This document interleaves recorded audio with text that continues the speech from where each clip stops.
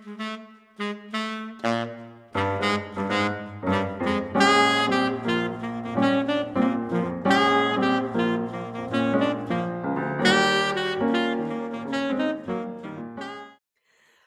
I'm really honored to have as our guest today, Stephen Doc Kupka from Tower of Power. Hey, welcome, Doc, to the show. Well, thank you for having me. And anything you want to know? Oh boy. Okay, you just set yourself up. Okay, here we go. So you know what I wanted to ask you to start off with? What drew you to play the saxophone, and what led you to wind up playing Bari sax? Well, I started out in junior high playing the oboe. And so I have a classical background. But I mean, I was listening to rock and roll and beginning R&B even back then, you know, Turn On Your Love Light and stuff like that. I really liked when I was playing the oboe. So I took a lot of lessons. I actually took it seriously. I played in bands and orchestras. And as a matter of fact, in high school, some of the most fun I ever had playing music was playing in a pit band for The King and I in Oklahoma, the Rodgers and Hammerstein musical. That was a lot of fun. I really liked that. But then I go away to college to UCSB, Santa Barbara, University of California at Santa Barbara, and continued my oboe career. And right around then, I was, you know, getting hip to James Brown and Sam and Dave and Otis Redding and stuff. I went away in 1964 through 66. I was down there, and then I transferred to UC Berkeley in the 1966. And right around then, I was really getting into it. And I had some friends who had a band called the Loading Zone back then, which was a hippie soul band, and they were real good.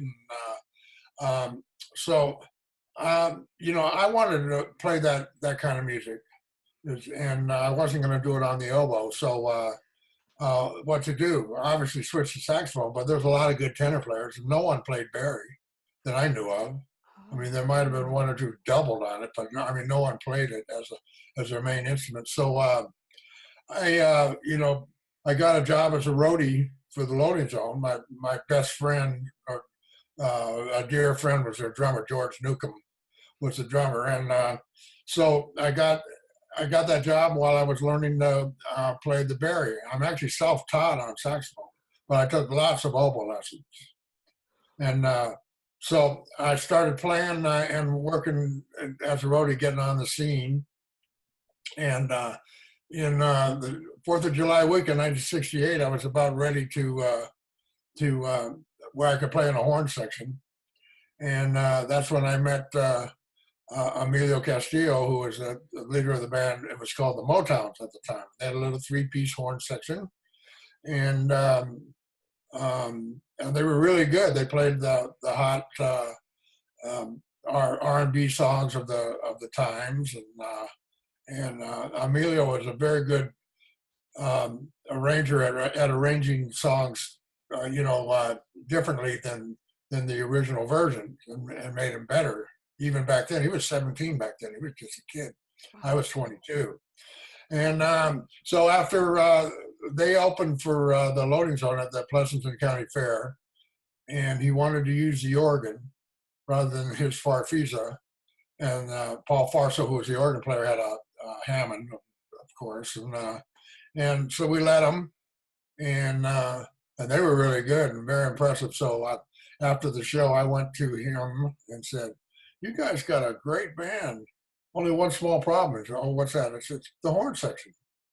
It needs a little bottom. Oh, by the way, I play the baritone sax, and I have a Selmer with a low A key. And I guess that impressed them. And I want to know that I'm a Yamaha guy now. I played Selmer for a lot of years, but we're endorsed by Yamaha, and I love those horns. But the story sounds good when I say Selmer, which was what I said, you know. Anyway, and a few weeks later, he gave me an audition, and I'm grateful the audition process back then wasn't what it is today. But you know, I played a few songs I knew, and they, you know, I impressed them enough to get the gig. And so over 50 years later, except for a few days off for bad behavior, that's been my job. And my mission in life is to play the Tower of Power. Wow, that's awesome. I've got to ask you, what was the transition like going from oboe to Bari sax? I mean, you're talking a really, really small double reed to, a very large reed. That must have been, was that challenging at all? No, well, it was challenging because I still smoked back then, and it takes a lot more air, but the oboe takes a lot more muscle. It's a lot harder to blow an oboe than a saxophone mouthpiece. Yeah. A little reed takes a lot of strength. So at that part, that was easier, and once I got used to the fingerings, real similar, but slightly different. Right. I want to say this, that I would have been, it would have helped me a lot if I took some improvising lessons, because to this day, that's my weak spot. I can make a horn section sound real good, but my improvisation is primitivo at best. Let's say that's something that I would have been, it would have helped me to take improvisation lessons. I never did, but once I got into the band, I started to concentrate on songwriting, which, so to this day, I write lots of songs. And that's your forte. And a mutual friend of ours, Rudy, who introduced us. Yeah, he was telling me about that, and how much you enjoy the songwriting. Excuse me. With the improvisation, though, first of all, thank you for sharing that, because for a lot of folks, they feel like professionals of your stature, there's nothing that you have to work on. That you've made it. And, it's all great. So for you to, say that, all right, songwriting is my thing. Improvisation is something that I wish I would have had lessons on. I think that's terrific to share and helpful to a lot of people. Yeah, it also means that you don't have to be great at everything to have a great career, So if I've stayed at it, and I work hard. The travel part's hard these days. Playing's still fun, but that's the easy part. Getting to Tokyo or getting to London or even New York or Toronto, it's that travel can be tough, So anyway, I can still do it, but the travel is harder than it used to be. Yeah, and I can imagine. And plus nowadays, with all the restrictions too, it makes it even harder to travel, I'm sure. Well, no, not really. I mean, because, the airlines are, it takes a little longer to get to the plane, but you get used to that, and just what's hard is when you're out on the road, like we'll fly somewhere and say to New York, and then a tour bus will pick us up. And those tour buses have bunks, they have TVs, and so that's actually a pretty comfortable way to travel. So if we even do overnights, that's a lot easier than going to New York and then flying 5 days straight. That is really tough. Occasionally that happens, but not often. It's mostly a tour bus or vans. Once we get to wherever the area we get to, fly out and then do ground transportation. That's actually helpful to know. I was going to ask about that later, but let me ask about that now. So touring life, how many dates, back then, how many dates were you on the road compared to, like now? And, you said traveling right now is harder, obviously, but what was it like back then? Well, back then it was more a party, let's just say. Okay.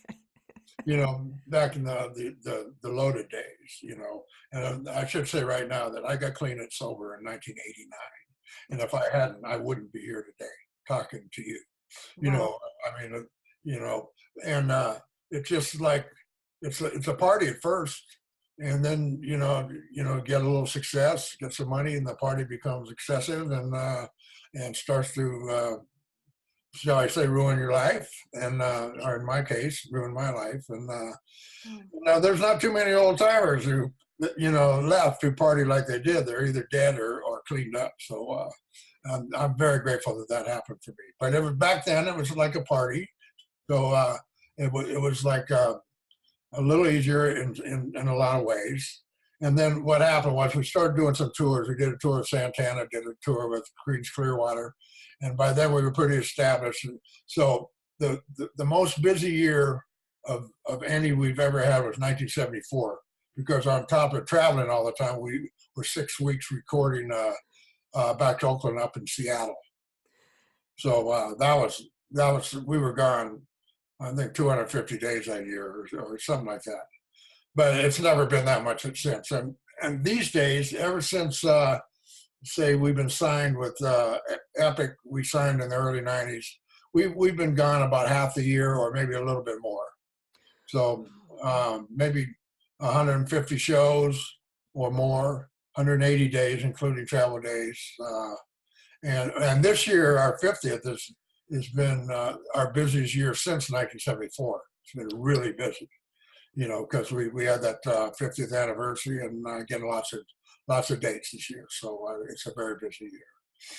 Yeah, definitely. And 50 years, that's so incredible. We're going to talk about that sustainability in a minute. First, congratulations for staying sober all that time and sharing, something that's personal. I think people need to hear that. They need to hear that, and especially during that time period. It was different. There was a lot of revolution going on, and a lot of experimenting with drugs and this and that and all that kind of stuff.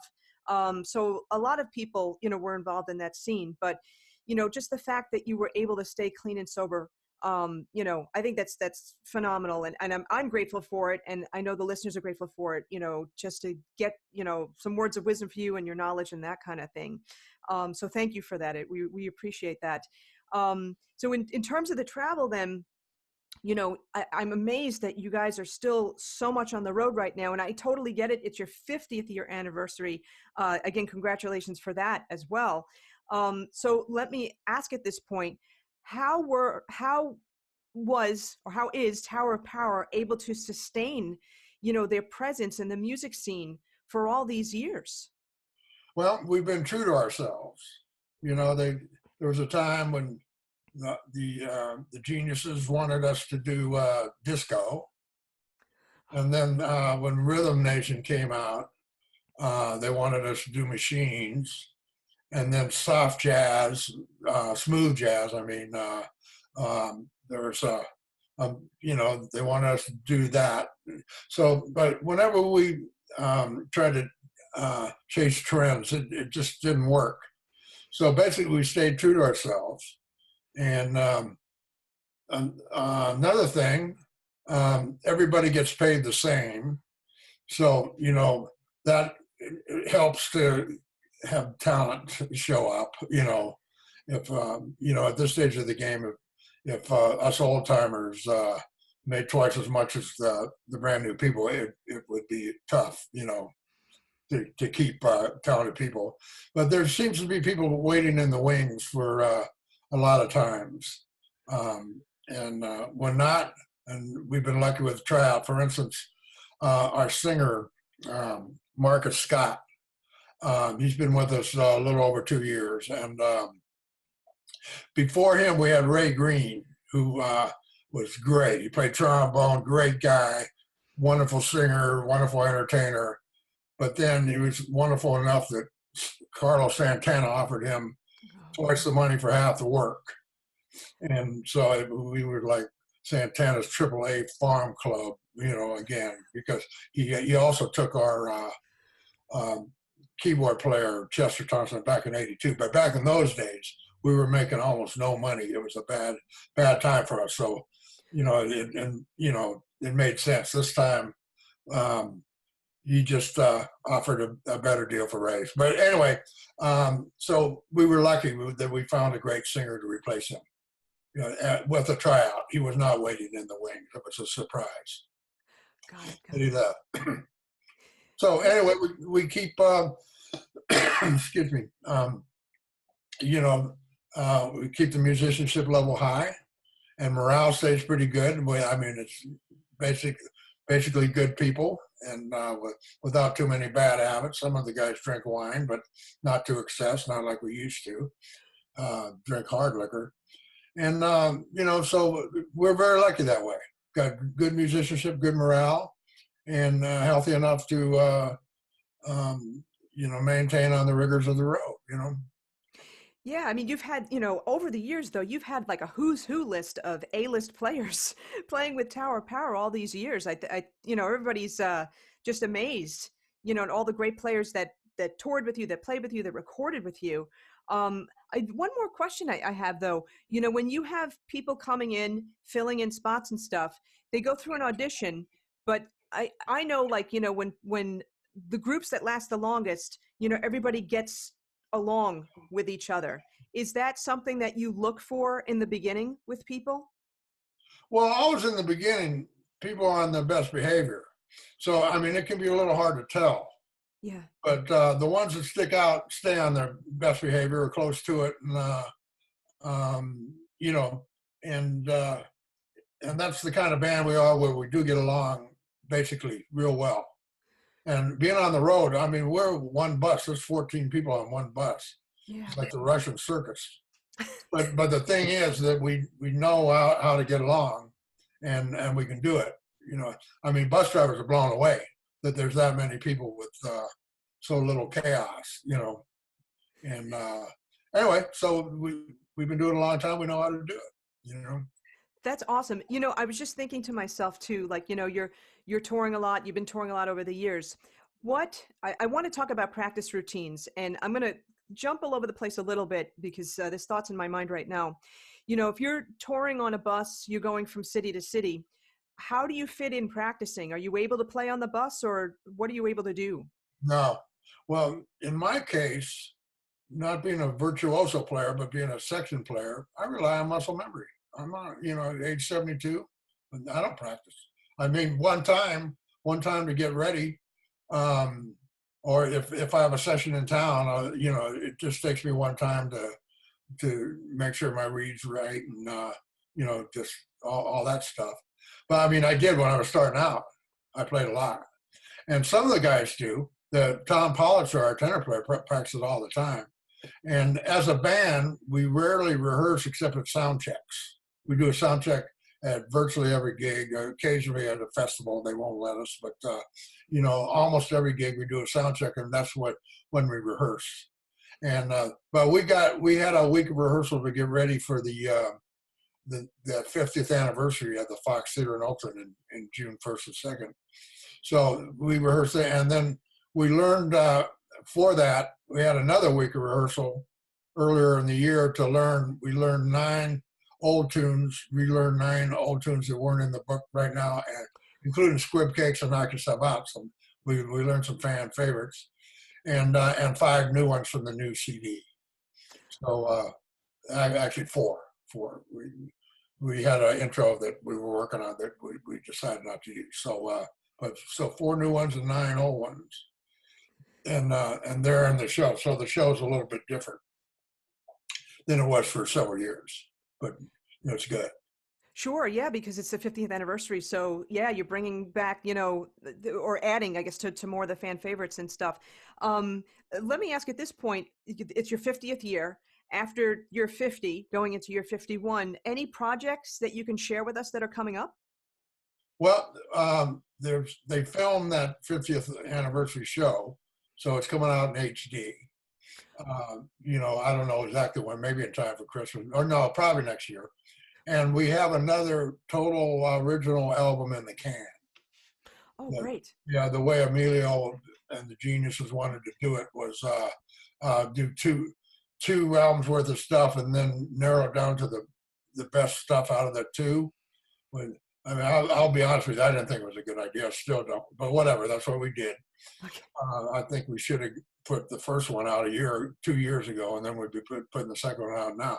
But anyway, that's confidential information for this podcast here. That's right. But anyway, we did it that way, and so there's another CD. So that's a DVD and a CD, and then I got a CD on my Strokeland Superband. I have a Strokeland label, and this time the last one I put out, called Nature Doesn't Legislate, I went a little bit soft, kind of religious themes and ballads and stuff. But anyway, this time I went hard again. So the total funk, coming out of my next project. So anyway, but that's a solo project, not Tower Power as such. But it's like Tower Power. It's the same kind of music. It was my song. Yeah, it was your background. Yeah, so I did actually want to get into that. So you started your own Strokeland Records in, I think it was 98 or something like that, 98 or 99? Okay. Yeah. Talk to us about that. What inspired you to start that? Well, I must admit, when it comes to original materials, I like my stuff best. And there was a couple albums worth where I wasn't represented good, as far as I was concerned. I mean, it's a hard deal. Emilio's got to please everyone, and and everyone's right now because they realize it makes money. But I like my stuff best, and there's a lot of songs, several songs that I like better than what was on Tower Power albums. So I decided just to put out my own stuff. I mean, which is it's kind of an ordeal because the first one I did on favors from people, and as cut rate as possible. I had to pay for it myself, and it took 3 years. We started at the end of '94. Me and Jeff Tamalier, who was our ex-guitar player. He wasn't the guitar player yet, but he was for 10 years in between '06 and '96 and '06. And so me and him do music together. We really write well together and make music well together. So we put out, through the years several, and fortunately there's this guy who runs Track Shack Studios up in Sacramento named Chuck Hansen, who helped finance a couple of my CDs, which I'm ever grateful for. And my sister helped on one, and so if finance is a problem, I got plenty of tunes. It's about getting them financed. I can't be asking favors, that it worked the first time. And I don't feel like doing Kickstarter, begging people for money, so anyway, but we got another one in that's moving right along, and it's going to be very, very nice. Excellent. Well, congratulations on that.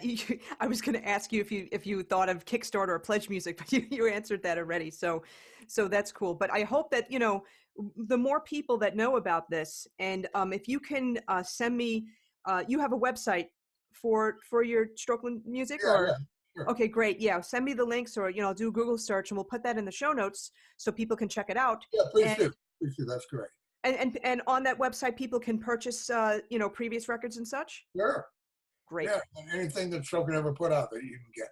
And I got about 5 things. The important ones I call Doc Kupka Presents, and on it, like the Strokeland Super Band and a couple other projects. So, and then there's several others of, that don't have that, but are still good music albums. There's this guy, this singer from, the soul singer from the Bay Area, this white guy named Frank Biner, who's a great talent up there, and he passed away in 2001, and of a heart thing, I guess, ran in the family. He died the same year his father did, or the same thing. So it was really sad. It was great talent, and there's a CD of stuff me and him wrote that's on there. We did a lot of stuff in the 70s and 80s. Anyway, there you have it for Strokeland. Okay, so then let me ask you this question. And when Rudy and I were talking, he was mentioning how much you really enjoy songwriting. Okay, what got you started with that? When did you start to realize that you really enjoyed doing songwriting? Well, it just when I saw Emilio arranging all these songs and making them different, I thought, why not write our own songs? And he says in interviews that he never would have thought of that, but he probably would have sooner or later, but he says he wouldn't have. And so we started, and just the first song was Still a Young Man. Yeah. Which was one of our biggest hits. And second one was Sparkling in the Sand, which also we relearned, and it's going over like gangbusters. So that's a real point of pride for me. And our third song was Knock Yourself Out. So we started good, really, really well. Back in those days, it took about a month of working hard to write a song. And so that's 3 months of songwriting. And then we had, several that never made albums. But, along came, Down in the Nightclub and, Back on the Streets Again and Skunk, the Goose, and the Fly, and all these other songs started to emerge. And so I've just been doing it ever since. And I read also that, well, let me ask you this question. What do you prefer writing, the actual music or the lyrics? Well, these days I do a lot more lyrics than music. Back then I did more, every bit as much as music, but it seems the people I write with, most of them do music, and so, the lyrics fall to me. So these days it's much more that, but I can do both and have and will, but it's more lyrics than music these days. Which is a great skill to have, because most instrumentalists, obviously our strong suit is towards the music itself. Lyrics can be more challenging, but just the fact that you can do both, that's a really strong skill. What I've found that talented people tend to say clever things. So that if they're just oriented toward it, they can write lyrics. If talented people tend to be clever, or good with words, but don't know that they are, Yeah, well, let me ask you this then. When did you start adding, writing lyrics to your skill set, and how did you learn to do that? Did you study other people's songs? Did you study books? What did you do? Well, just from the beginning, I knew songs had to have lyrics. But I approached it from the music, at the beginning, absolutely. And but after writing those 3 songs, I knew I had a knack for it. Like Knock Yourself Out. I had a friend in high school, Irvin Moore. His name is, I went to Berkeley High. I was an integrated high school. This black kind of player guy who was a little older than me, but for some reason he took a shine to me. And so we hung out, and it was like he said, Knock Yourself Out. And I said, oh, that would be a great name for a song. Oh, yeah. And on the serious side too, you say that a lot. So that's another song we wrote later, a few years later. And anyway, and I knew I had a knack for it, and I started doing it and developing my craft. And I was always good with little clever phrases, even, as a kid and all that. And so that's, I just got the lyrics wherever they came from.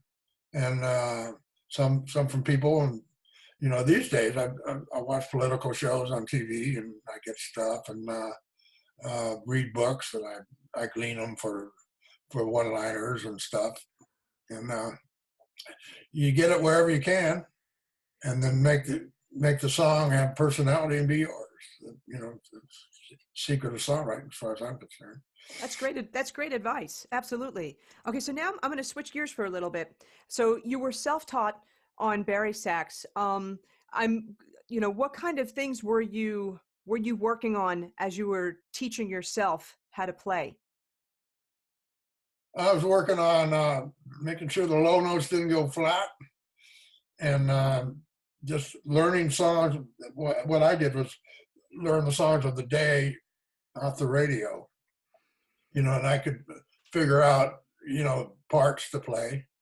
In fact, the 4 songs that I played at the audition, which I knew, I had memorized a few songs. One was Cold Sweat by James Brown, and one was Philly Dog by the Marquis, which was Otis Redding's backup band back then. Then B.A.B.Y. Baby by Carla Thomas, and Tell Mama by Etta James. Okay. And they did those 4 songs. Those are the first 4 songs I did. I think it was Tell Mama and Cold Sweat was the ones that were more impressive Barry-wise, but so those are the 4, and took it from there. And it took about a month to learn.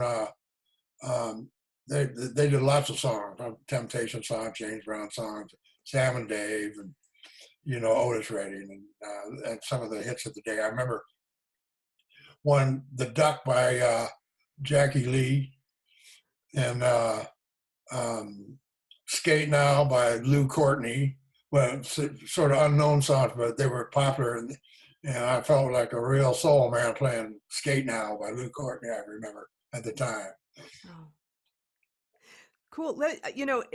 I've got to ask another question because you were classically trained on oboe. So all your training, I'm going to assume, was you're reading, you're reading music, and then, you go to college and you're starting to you were getting hip to, the music of the time and R&B and that kind of thing. And you decided, you know what, I want to play this stuff. What was that like for you having to learn things by ear? Because I know for a lot of folks, when we're trained classically, we're reading, and we're not relying on our ears as much. So what was that like for you to make that, I guess, that transition in a sense? Yeah, it was a tough adjustment. I still have a hard time figuring out, you know, uh, ear training. Ear training is something, another weak spot for me. But I could figure it out. I listened to James Brown, where the scoop is, and you could kind of figure out the parts. I could figure out parts like that. And I was a very good reader back then, much better than I am today, because there's not that much opportunity to read. There's not sessions like there used to be. But, but like if we have a long session of several tunes, it starts off a little creaky and, but after a day or two, I get back in the groove, So, but back then, I mean, that's what I did. I read oboe parts, and I was good at it. Yeah, well, oboe music, it's pretty hard, especially it's I think it's more challenging than saxophone music. So, that's why I asked that, because it's for a lot of folks, you know, uh, if you were trained to read first, there's that fear, of that fear of improvisation, that fear of playing by ear, because you don't have that, that security of reading music, a book or anything like that on you, you know? So Yeah. Yeah, I mean, that's probably part of the reason why I never got into improvising, really. Plus, standing next to Lenny Pickett, one of the greatest saxophone players who ever lived, that didn't make it any easier. A guy with limited improvisational skills, but I always did make a horn section sound good, and so that's where my value lies. No, absolutely. And actually, let's talk about sound for a second. So what I normally am not a person that, like, gets into equipment so much, but I asked some of my friends, and I have a Bari sax student, and he wants to know, how do you get that awesome sound? What's your setup and what's your approach to that awesome sound? Okay, my setup is wide lay mouthpiece, thin reed. So I started out with a Brillhart was my first, which was the equivalent of about 110. I have to play a Berg Larson now, and I have for years and years and years.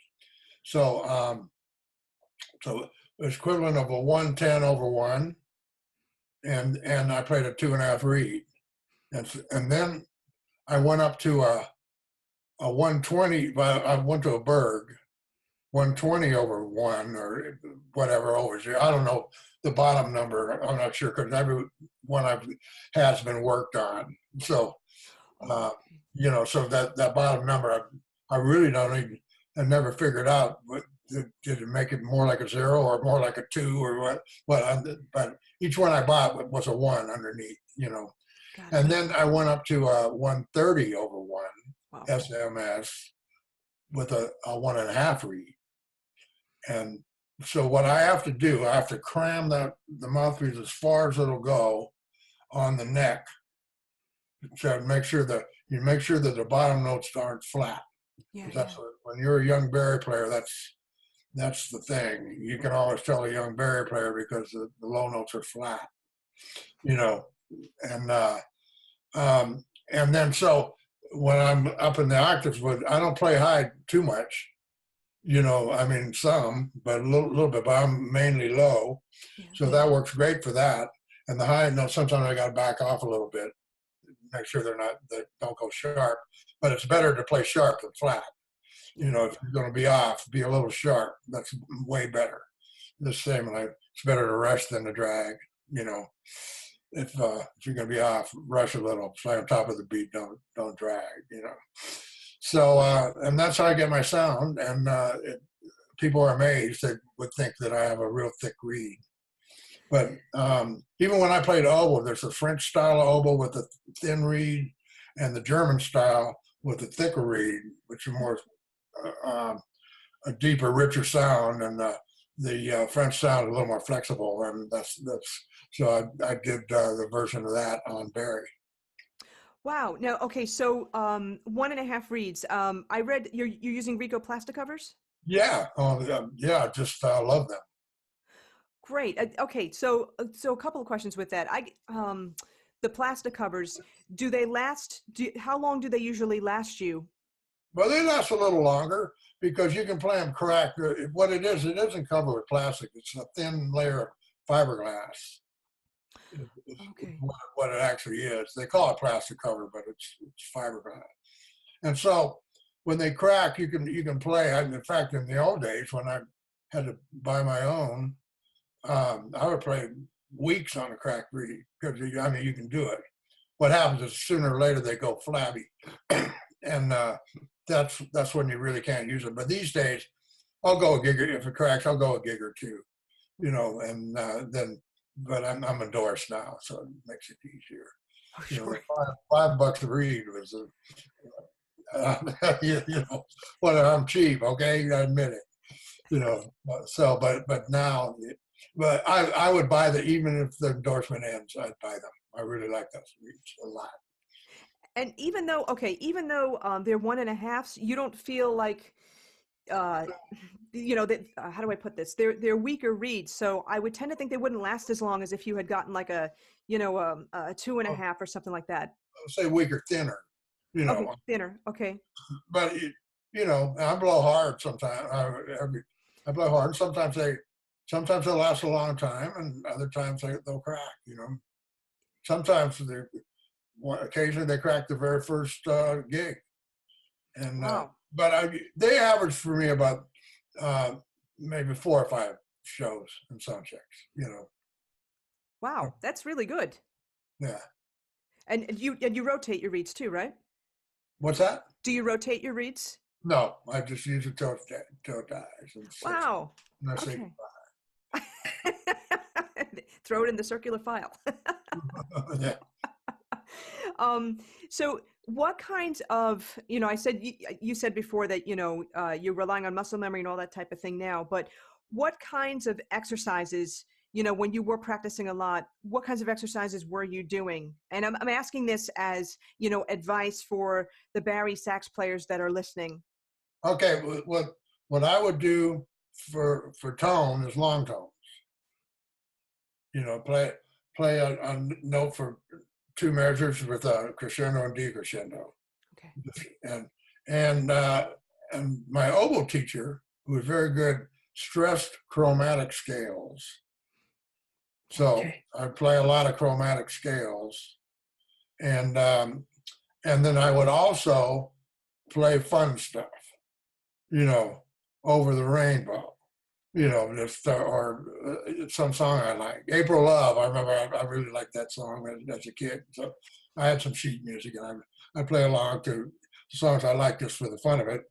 Then, I never did do all these different key scales and all these different keys. A little bit, but I would have been well served to have done that too.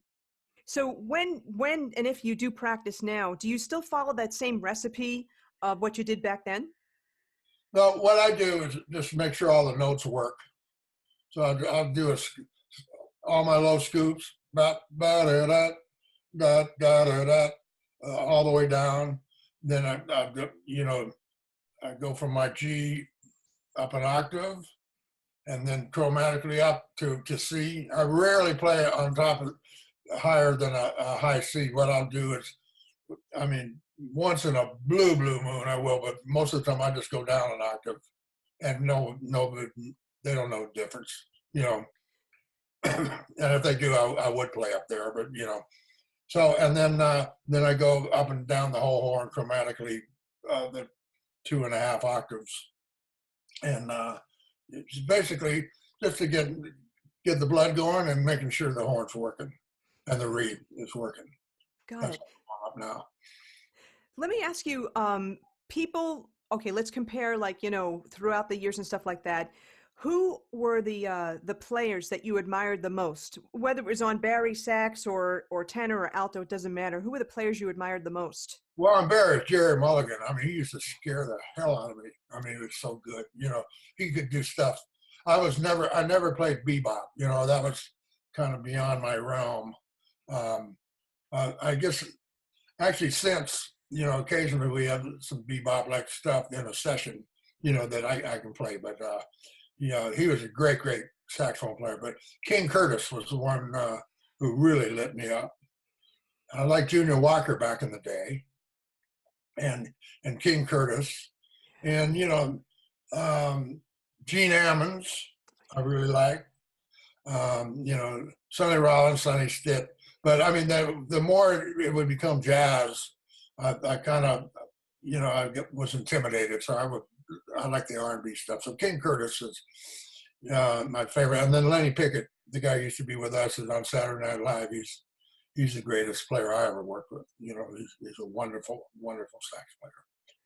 He's a head and shoulders above them all. Although there's some of them, you know, some of the other ones, including Tom Polisher, they can trade fours with him and not embarrass themselves. You know, so you know, I mean, it's but what a player he is.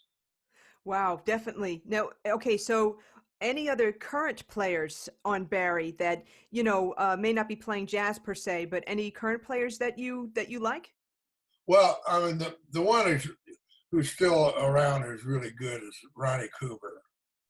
You know, he was on he's a New York session guy, and he's really good. Howard Johnson is real good. I think he moved to Germany. He was in the Frankfurt band. I mean, he's a great, just you know, black guy, a wonderful, soulful player. And those two, out of young guys, I don't know the young guys. I mean, there's a guy that I know from around town here in Los Angeles, Greg Smith, who used to be in Jack Mack and the Heart Attack. Real good Barry player. You know, other than that, I don't know young guys. You know, okay, Okay. you know. Yeah, no worries at all. Okay, so now I'm gonna also switch gears for a second, and I was reading an article, and you were talking about how, and I wrote this down too.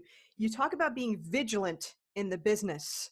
Okay, that's what's, you know, helped Tower Power still, you know, be sustainable. Can you elaborate on that? What did you mean by that? Um, or just you know, when you get booked, you show up. When they tell you to play an hour and 15, you play an hour and 15. You know, I mean, some bands will go longer, you know, and that's wrong. You know, you pay people, you pay your bills, you know, you try to be organized and out on the road and not be some freak show out there. And just you know, if you're contracted, you show up. And also the few times we lose some money, once in a while the promoter will lose money for one reason or another. Not too often anymore, but I feel we owe them one. You know, that it's upon us to go back and make them some money sometime in the future. You know, Wow. so just stuff like that. Be a professional and remember it's show business. So make sure the business end is honorable and you take care of it. You know. Excellent. That's great advice. And I also, you know, was doing my research too, and you had talked about how the audiences today are a little bit different than they were back in the past. Can you talk about that? The audiences for Tower of Power, I should say. Well, you know, we've been around a long time, so we got old time fans. But for a while, young people didn't come much. You know, when rap and all that was was real popular.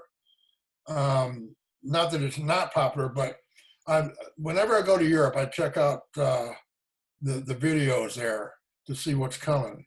And this last time in Japan, very little rap, mostly singing, kind of like girl groups and boy groups kind of was hot. But that means there's melody, which sometimes you go over, it's all house music, but 4 on the floor house music and very little melody, just rap or whatever. Just I think Bruno Mars is a great example of the old and new. He can do rap when he wants to, but he's got melody, he's got rhythm, he's got the whole package. He's great. and I like that trend of melody. And so around 15 years ago, 10 maybe, young people started coming again. They wanted real music by real people, and that helped us immensely because we've always done that. We don't play the tracks. We do in the studio just because it makes it easier to, you can fly stuff in and save some wear and tear. But live, like Chicago plays the tracks, Earth, Wind and Fire plays the tracks, and which means that you play to a quick track and they add some background vocals. They push a button and there's, a sample of background vocals or whatever they want. Anyway, so now there's quite a lot more young people, and our old fans. We do autographs and they come up and, oh, I saw you in 1972. We get a lot of that. These days, I've seen you 65 times.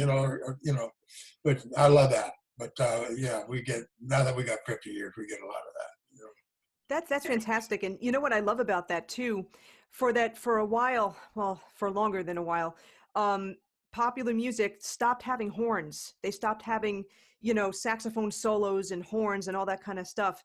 And what's really great is that your old time fans are bringing their kids, and their kids are getting exposed, and they're hearing horn sections, and they're wanting to play these instruments. For the longest time, you weren't hearing that on the radio. Yeah, it's true. I mean, I think a lot of it was economics. It's much easier to keep a 4-piece rhythm section going than a 7-piece horn band, or in our case, 10-piece. But we're known for that. So obviously we're not going to not have horns. But you're saying kids, people are bringing their grandkids now. Oh, that's right. That's true. That's true. You figure, a 25-year-old who came down to the nightclub to see us in 1970 he's 70, 73 now. Right. That's right. That's awesome. So I'm 72, for goodness sake. Yeah, and still going strong and still playing, which is really inspiring to a lot of folks. So let me end up with one last question. If you had, there's a lot of technology available today, a lot of things available today that weren't available, even in the 80s and stuff. If there was one piece of technology that we have today that you would have had way back in the past, what would it be? Just the ability to play your music and hear it good. We had cassette players, but just that. And how about this? The undo button. Oh my gosh, the undo button saves a lot of time. I wish we had that then. Oh, that's perfect. That's great. So Doc, any final tips for people? Yeah. Tell your students to play with other people, because you get better quick playing with other people. Now, let me ask you though, other people as opposed to play along tracks and stuff like that? Well, play along tracks that's good. But if at school, just get together with the other students and just see what happens. But because when you play together and try to play in tune with each other and stuff like that, you get better. You get tighter and get better. Yeah, and I guess also, reading the body reactions and stuff like that, and play along tracks. It's the same stuff all the time, but I guess when you're playing with other people, it's different types of things that can happen. So that's awesome advice. Thank you. Listen, Doc, I wanted to thank you so much. You were so generous with your time and just with your advice and all the words of wisdom that came from you. And I am grateful that you are clean and sober and you're here talking with us and sharing that. And I wish you much success on the tours, 50 years, and hopefully many more years after that. Listen, then send me a link on how my fans can see this, because I think they will like it. Oh, absolutely. We're going to definitely send you links and please share it. And, this is going on the iTunes podcast. So, encourage your fans to listen in and subscribe to the Everything Saxophone podcast. We would appreciate that so much. And thank you so much for your time. Oh, you're welcome. You're nice. I'm glad we did this.